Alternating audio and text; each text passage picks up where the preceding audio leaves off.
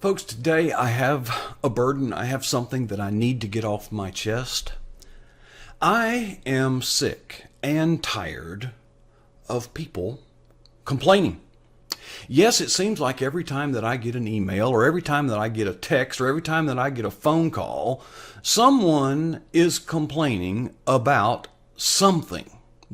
And you know what? I'm kind enough to offer to help and then fix the problem, and then they complain about the bill that I send them. You know, it not only permeates our personal life, it not only permeates our professional life, it has even permeated our church life. You know, go to church and you know what? Somebody's going to complain about the length of the sermon. Someone's going to complain about the sound system. Someone's going to complain about the style of music. Someone's going to complain about the sermon. They're going to find something to complain about it. In fact, you know, there's a story that goes, a family was driving home after church, and the father was driving, and sure enough, he was complaining about the sermon. And the little boy in the back seat said, "Well, Dad, what'd you expect for $1?"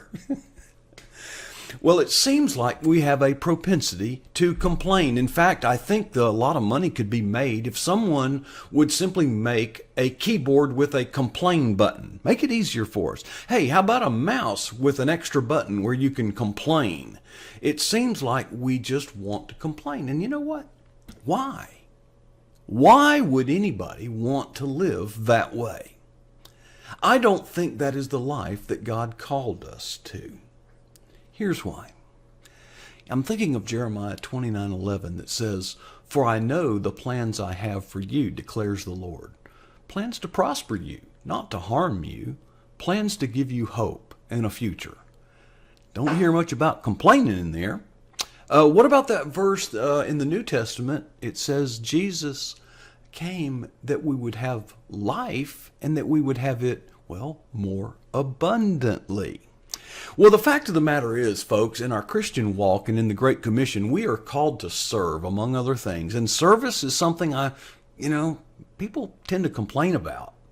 In fact, sometimes people volunteer to serve in church, and while they're serving, they're complaining about it. I don't get it.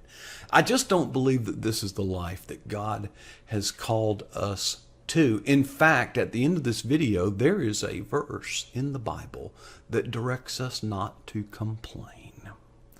So how are we going to do that? We're going to just stop complaining cold turkey?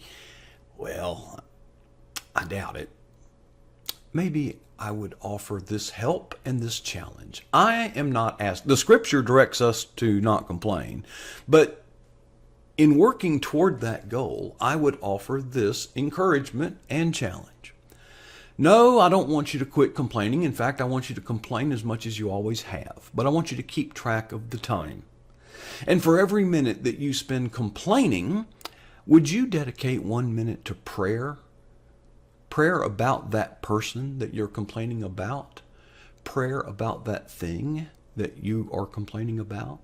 Prayer about that circumstance that you are complaining about.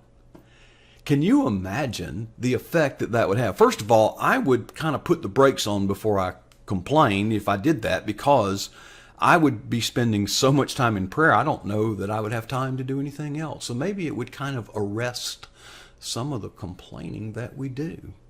But better than that, imagine all of the prayer across this land that would be poured out if we would just give equal time to prayer that we do to complaining.